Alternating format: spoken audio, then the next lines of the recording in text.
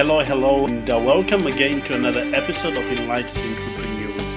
Today's interview is sponsored by World Outsourcing Solutions, a company that specializes in helping business owners with outsourcing services and other topics related to business growth systems. And you can check out at www.worldoutsourcingsolutions.com for more information. Now, I'm very, very excited about today's interview because I'm joined with Ling Wong, a lady who has done so much, for business owners when it comes to content marketing.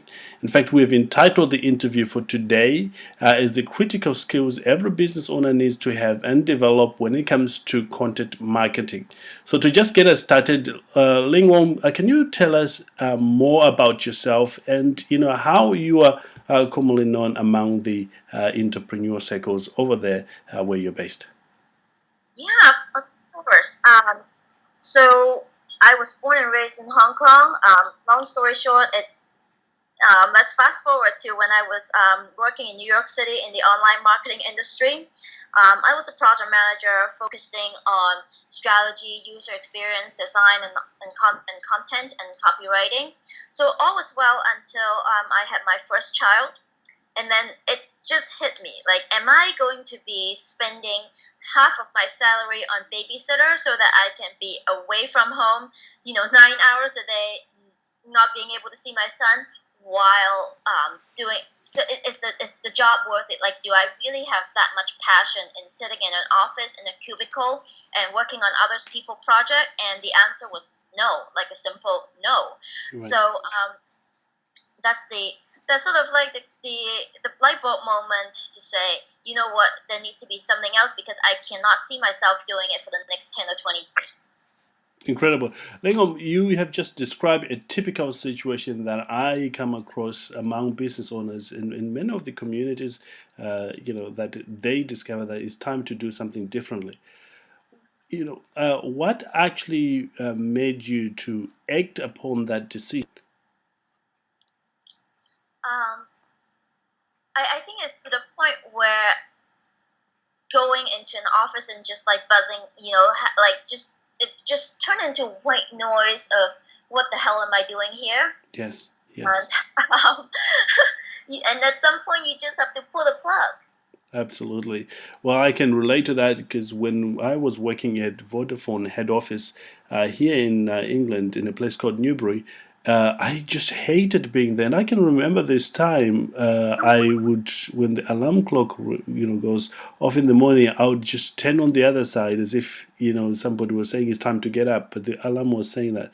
I just detested the whole thing until I thought, you know what, I'm just going to have to do something about that. Now, what would you say to somebody who is at that point where they know they have to do something differently, but they're just too scared to go out there because they think it's too big world out there.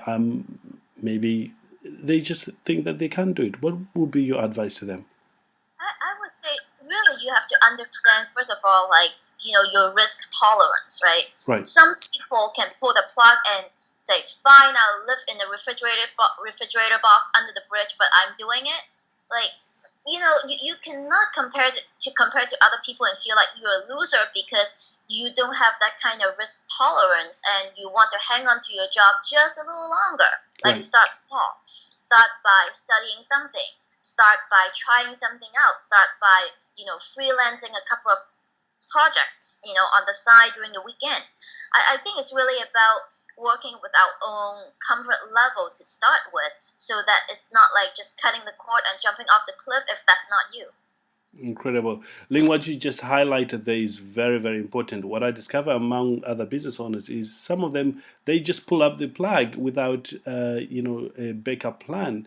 That is sort of like dangerous in my opinion, because if things don't get on well, you still need to figure out a way of, providing your family or having food on the table. Because, if you don't have those basic needs, you won't be able to function, at your best or have that creative mind moving forward from there.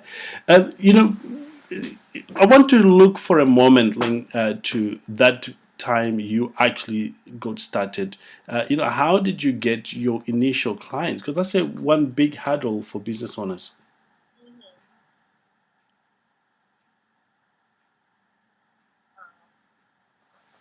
Did I lose you? No, I can hear you. Okay, sorry. Technology doesn't always work well for me. They're not friendly with me. Yeah. So how did I get started? I was very, how I really got into gear is I started my health coach training and got really tapped into the community. Right. And then my main business, like the one that really clicks in for me, is creating done for you articles and presentation for other health coaches, because I love doing that. I love doing it, and I think that's why I eventually got into copywriting and content marketing. So I put some feelers out in Facebook groups, and I think I was just really tap into the community and tap into the conversation. Got some good response. So I just created a product and put together sort of a beta website over the weekend, and that's how it got started. Did some special pricing to get my initial customers, built my list, got testimonials, and word of mouth all at the same time. Literally over a weekend. I think I launched this thing from idea to really having a quote-unquote website in like less than 2 weeks. Incredible. That's outstanding. And from that, you got clients right away? So I got customers, right? They're buying my little things, and then from little things they start to, I start to talk about, and then that's when I started, building relationship through content marketing, through a weekly email, providing value, and then eventually I have people reaching out and say, hey, can you help me with copywriting? Hey, can you help? I love what you do. I love your content, but I don't know how to integrate it into a strategy. So this is how I got into higher end coaching clients and consulting.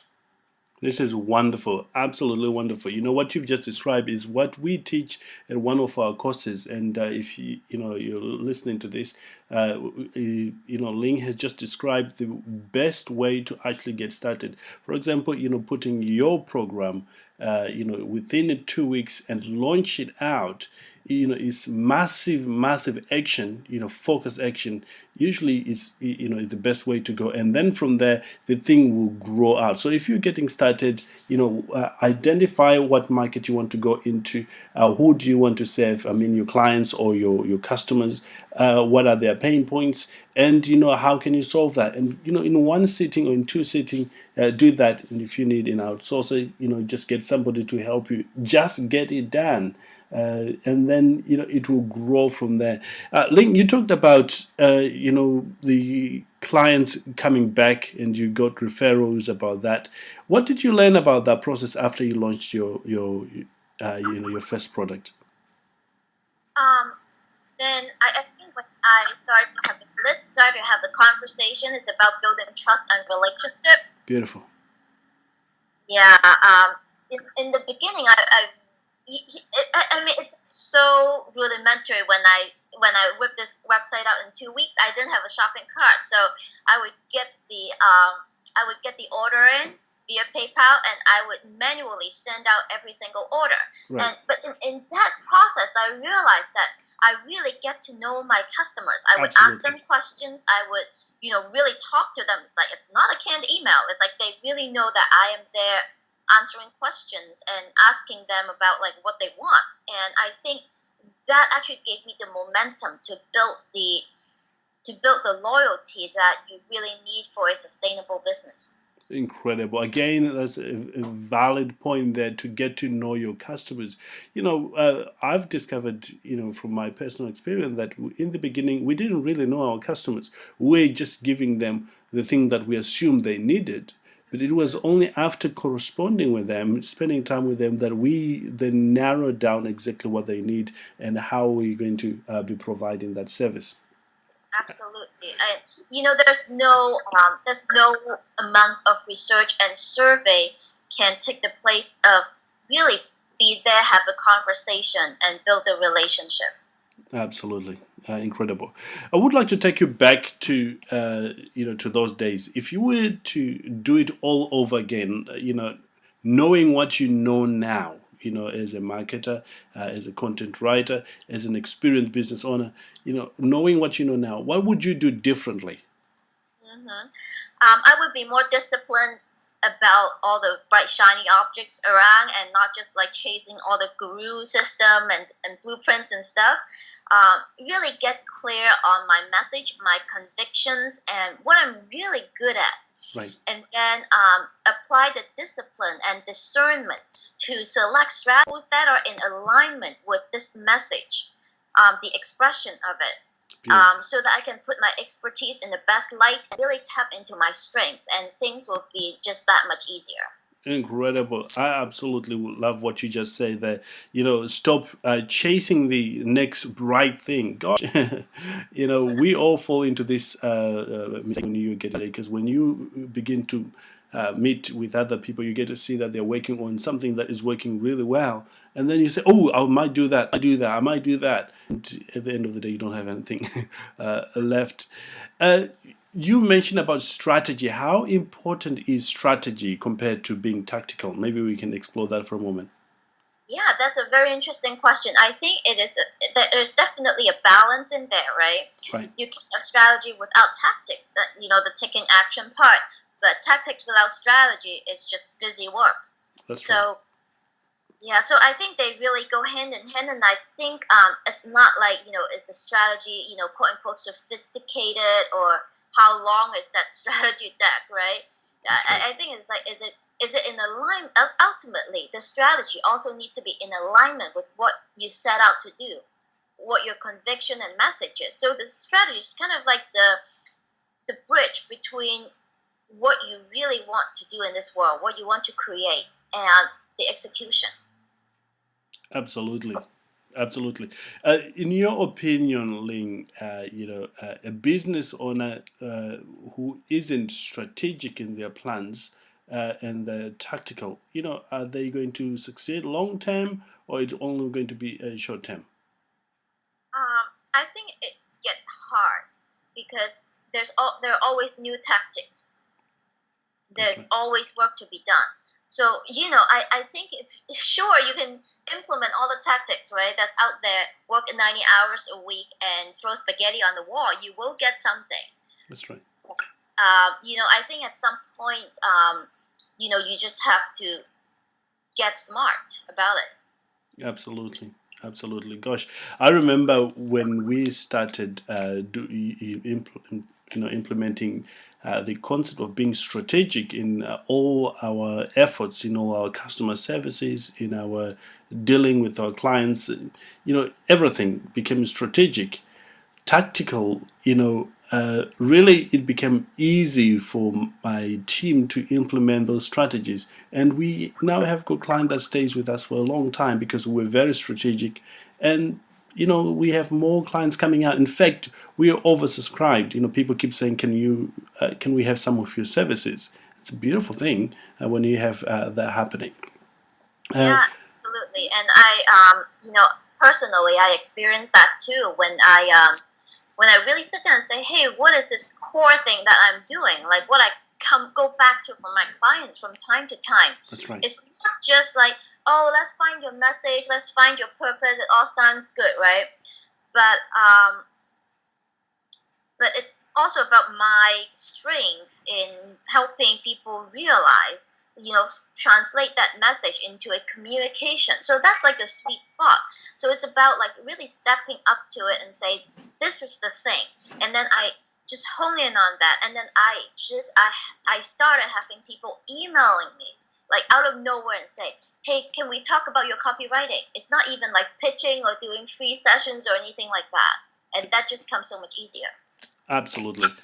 For example, there is this strategy that we use. In fact, content marketing, where you become an authority, you write great content, and you put it out there.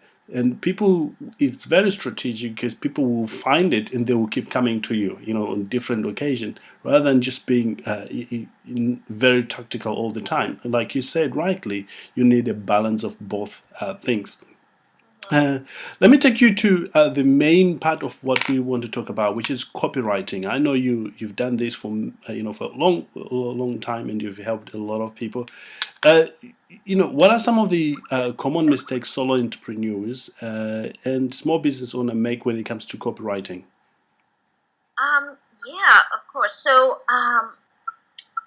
first of all, they try to look around too much. Like, oh, that website looks good. Oh, I like this piece from this website and that piece from my competition. So Right. it ended up like everything in the kitchen sink, right? It lacks focus. Um, so like I think the first thing you go into writing a piece of copy, a piece of say for a web page is what do you want this web page to do for the business, That's right. and you need to have that focus to communicate one thing, right? And then another thing that I also noticed is that um, many people get like they basically like freeze and like, oh my god, it's copywriting, it's marketing, I have to sound a certain way. So a lot of copy becomes very impersonal. That's right. Really stiff instead of like really the idea. I think my way of writing copy is it has to make connection and create resonance with the readers. Absolutely. Well, maybe I jumped too far, into asking the common mistakes.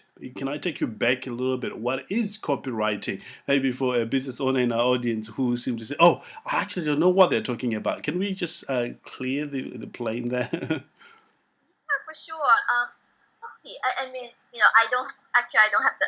I once I knew the technical definition, but I don't have it in my head anymore. Right. Copy is essentially everything you put on website on paper to promote your business, right? That's right. And it's not there are many ways like marketing and promotion. You can just say it is about selling something, but it is not. In my opinion, every single touch point, you're either building that trust and relationship or you're making noise. Absolutely. So I think like every word that comes out of your mouth, whether on paper or verbally or visually, needs to accomplish something. And I think that's the essence of copywriting is to do that. Absolutely. Just to add on to that, Ling, is uh, for me in my business, copy is when I am saying something with an intention to get a reaction from people. Now, that copy can be bad copy, which send people away from your website, from your services, or it can be good copy that say invoke an emotion in people that, oh, I want to check out what these people do. And if you're a business owner and you want to sell your service or promote your service, you will find that you promote your service either visually or auditory, or you can write all the time, any time that you're doing that, you're actually writing a copy. And Ling has been doing that for a while, and we're going to be covering the mistakes that business owners like you and me often make when it comes to doing exactly that. And just a few minutes ago, Ling pointed out a lack of focus of actually maybe sitting down and be real and authentic and look to see how you can connect with the end user or the client or the person that you want to connect with. How do you do that? Coming back to you, Ling, what other mistakes that you see business owners make when it comes to writing a good copy? So I talked about lacking focus. I talked about being impersonal, and I think another thing that I see a lot is blindly following formulas and template, and even like copying copying your competition, right? Even though the competitor is successful, doesn't mean that if you copy and paste the stuff on your website, you will be successful. But I see there's a lot of these kind of formulaic copywriting on the market, and that really it's really you may feel like you do it, it's like a conformity thing, it's a fear thing that's driving us to look alike with everybody. I mean, it may do well in the caveman days that you don't stand out, right? But you're part of the tribe. But in today's marketplace, if you do that, you're just being another person in the marketplace making noise. Absolutely.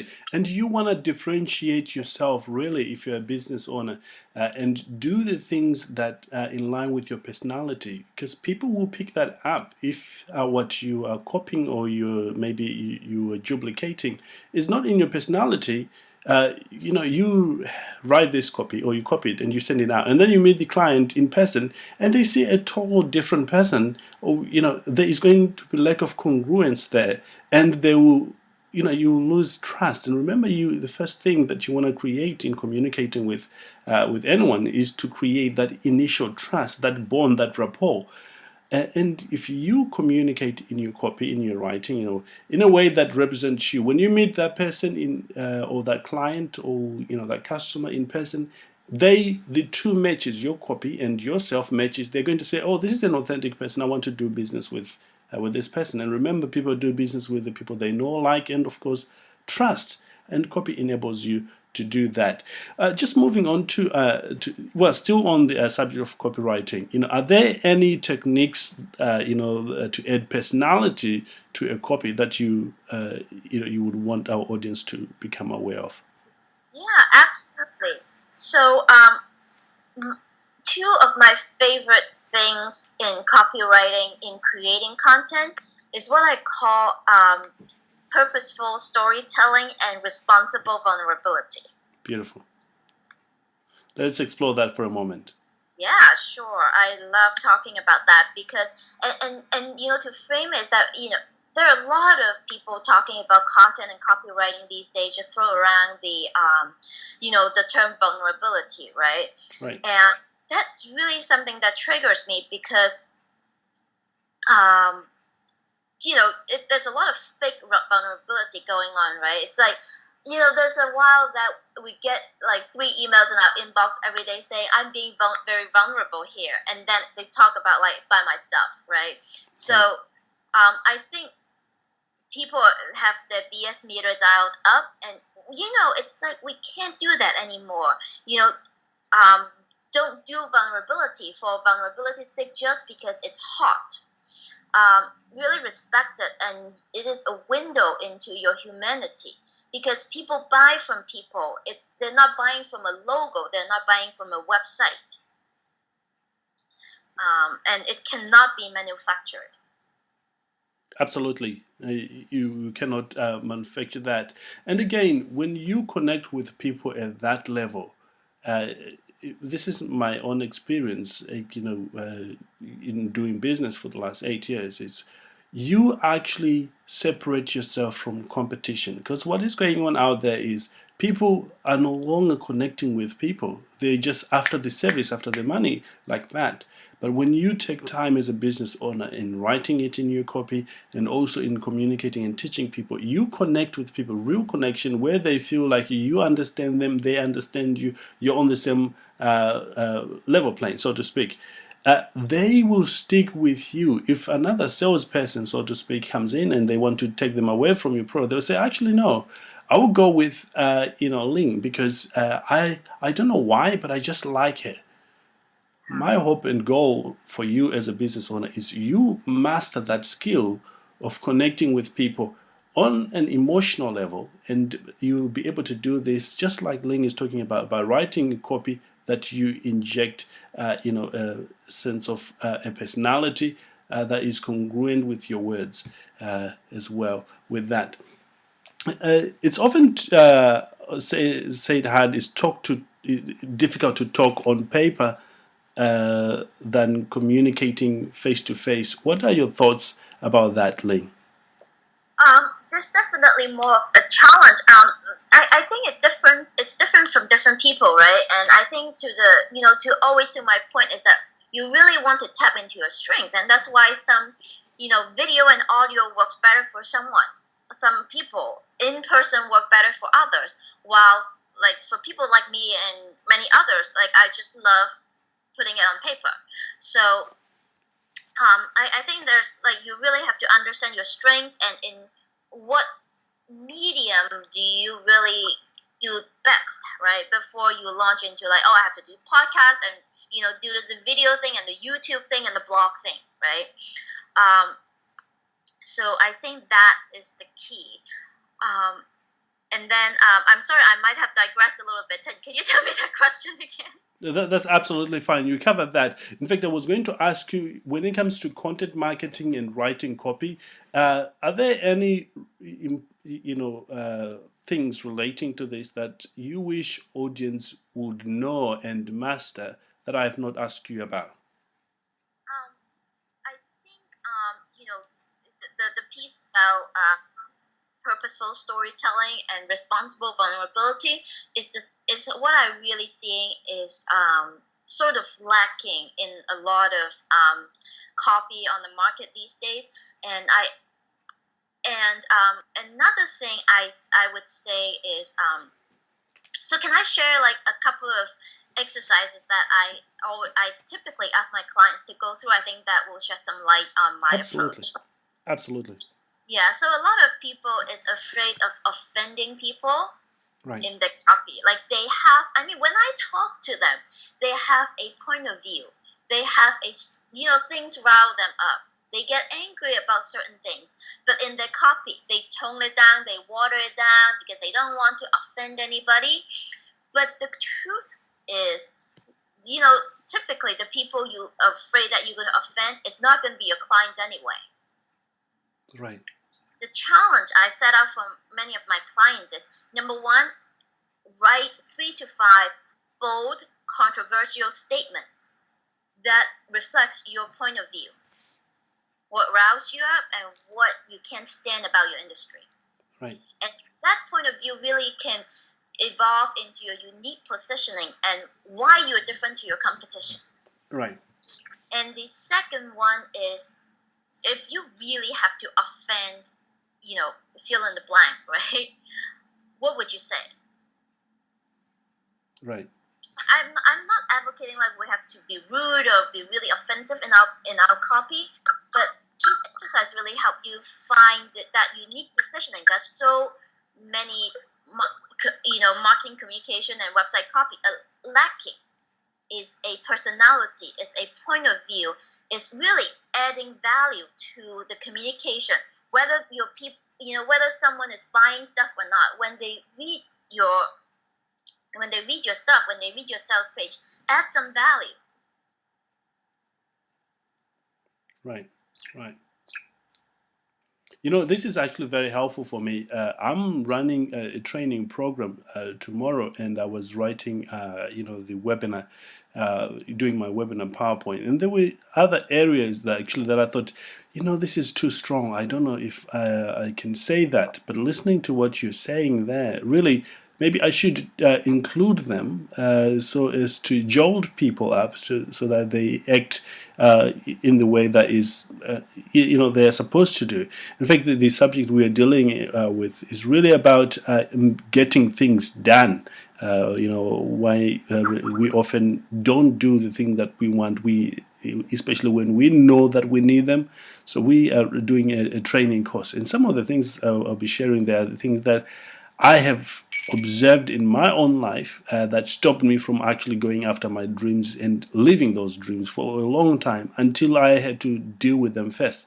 So, thank you for sharing, those main points. Mm-hmm. Now, I know for a fact that business owners in our audience would certainly love to connect with you at some level. How can they get in touch with you? Yeah, absolutely. We'd love to connect. So my website is business-soulwork.com. Business-soulwork, SOULWORK, one word. Business-soulwork.com. And if that's okay, I would love to share a video training with your audience. Absolutely. So this is called the website Copy Alchemy. So this is a free video that shows you a different breed of website copywriting process for the mavericpreneurs bursting with personality who wants nothing to do with canned, regurgitated, and formulaic copy. Beautiful. So it is really revolved around creating connection and resonance, so conversion becomes the natural next step. And then, so my take is that, those tried and true stuff has its place. But more importantly is you need a communication framework based on the based on the principle of what I call honest marketing, Right. to really give those tried and true and templates and checklists its right, its place, and not just let it drive your communication. And then lastly is this video will show you 3 critical pages on your website, and by going through the exercise, not only you can upgrade those pages, but also build a foundation for all the marketing content going forward. So I hope this is helpful for you, and if you want to grab it, this is business-soulwork.com/free-alchemy. Incredible. Once again, Ling Wong, thank you so much for a great interview. And your generosity in sharing your knowledge when it comes to copywriting. Now, if you are listening, copywriting is really everything when it comes to standing out online. Because if you do write a good copy that catches people's eyes, that initial step enables them to come back and find more. So if you want to learn more on how to do that, at this point, you need to speak to Ling. Just get connected, find out what she can do for you. In my business personally, I wouldn't be doing what I'm doing here, running a global company, without the assistance of people like Ling, who write great copy, who have enabled me to write great email, to the people who have entrusted us with their emails. So here's my little thoughts on that is, if you are getting started and you want to stand out in your line of business and doing things well, and intention to grow your company, you need to consider having somebody like Ling Wong work alongside you and point certain things to you, because we are born with great skills, but those skills need guidance. That's why you need a mentor. I know I'm going on about this, but just go find somebody to help you with your copyright. And in this case, you've been hearing from Ling Wong on how she is doing that, and you certainly can learn a lot more from her when you get connected with her personally. With that said, thank you again for joining us, and we want to wish you a great time and implement the strategies that you have. If you can afford it, or if you haven't got enough time, do it yourself. One way or the other, just get it done. You'll be forever grateful. Just start with one thing, and then the other thing, you will get there in the end. Ling Wong, once again, thank you so much for joining us here today. Thank you so much for having me. You've been absolutely wonderful, and I hope to have you again on the show sometime in future, maybe talking about another important aspect of the business. Absolutely. Thank you. Incredible. With that said, we would like to wish you a great success in your endeavor and in whatever you're working on. And for you, our audience, we want to wish you great success. And I look forward to spending more time with you in the next episode. In the meantime, if you are looking to outsource and want to learn about outsourcing, just go to this website, www.worldoutsourcingsolutions.com, for more information. In fact, there is a lot of free gifts there that you can also download and get your way to financial freedom thanks to outsourcing. So thank you again, everyone, and I look forward to talking to you next time. Bye for now.